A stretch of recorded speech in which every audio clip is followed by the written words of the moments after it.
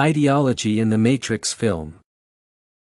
An ideological analysis seeks to discover the system of ideas behind a body of work. There is a close connection between ideology and science fiction because science fiction is a form of art that seeks to explore ideas. Unlike fantasy, science fiction borrows on the pre-existing social, political, and technology trends. This makes science fiction films a suitable tool for exposing the ideologies that are contained in certain trends. This paper presents the ideological analysis of the 1999 science fiction film, The Matrix. The Matrix is a film that covers both the mainstream and science fiction filmmaking cultures. After its premiere, the movie was able to achieve mainstream success even though it was a science fiction film. The film is influenced by both postmodernist theories and the popular culture of its time. The Matrix is a film that presents a future in which human beings live through a simulated reality. This simulated reality is created by machines whose intention is to subdue the human population and use human beings' body heat as a source of energy. The main protagonist in The Matrix is Neo, a computer programmer who discovers this conspiracy and starts a revolt against the sentient machines. The device used in The Matrix is used to distract people from discovering their passive existence. One of the most influential ideologists, Karl Marx, alluded to this concept where humans are distracted from seeing their future by capitalism. This solidifies the structure of the ideology that is contained in the film. The general idea in The Matrix is that an ideology can be used as a smokescreen. The film conforms to most of the mainstream action movies' ideological clichés. For instance, some of the fight scenes in the movie are highly exaggerated. This exaggeration is in line with other action films of this generation, including Starship Troopers and Forrest Gump. These movies were mainstream action films that adhered to the genre's cliché. The Matrix acknowledges its position in the cinematic world by adhering to these trends. Some of the scenes in the film seem to pay tribute to other popular movies before it.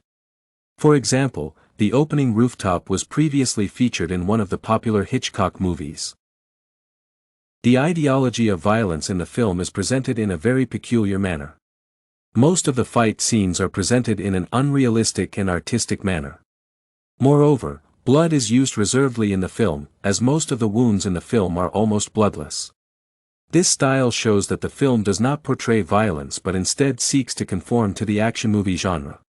Without a direct portrayal of violence, it is hard for the audience to be derailed from the main ideologies in the film. Violence is not a core ideology in this film, and over-representing it would turn into a distraction. The unrealistic violent scenes in The Matrix are also meant to be a constant reminder of the film's fictitious nature. The exaggerated cinematic effects that are used in the film echo the ideology of media simulation that is commonly known as hyperrealism. The world of films is competitive, with different films trying to surpass each other's special effects catalog, production budget, among other aspects.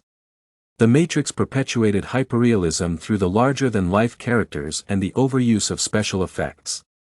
The main antagonist in the film is Cypher, and he seeks to improve his image by being a betrayer. The importance of image is in line with the real-world situation where people want to create or maintain an enviable image at whatever cost. The film's audience can either relate to or abhor the hyperrealism ideology. The Matrix is a delicate balance between fantasy and reality. Some characters in the film are already living a double life. For example, the film's main character exists in both the real world and in a virtual world. This approach was probably meant to mimic how human beings are constantly living double lives. It is common for human beings to project a certain type of character to the rest of the world while they hide their real characters.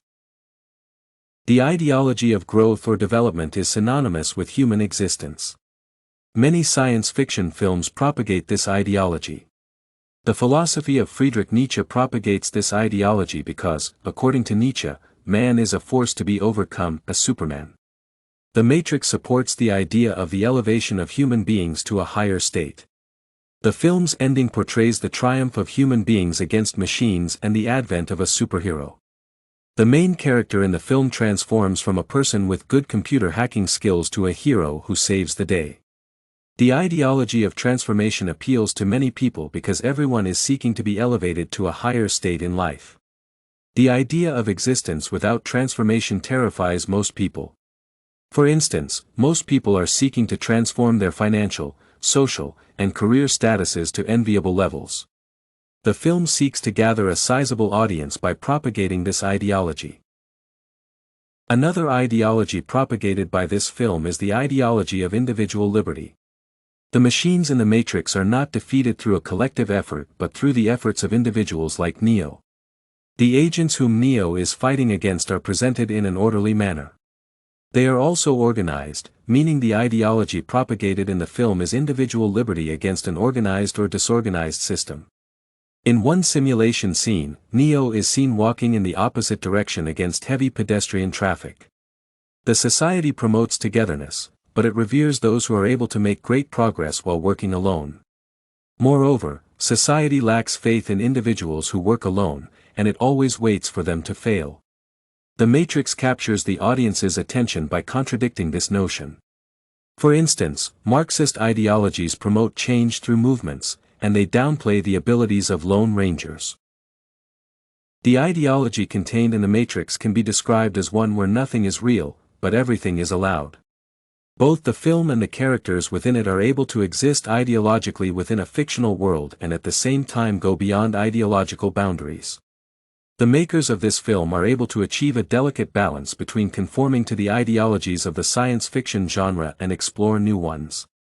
The film is almost 2 decades old, but the ideologies it projected have since been reprised in 2 other sequels, and they have managed to survive to this date.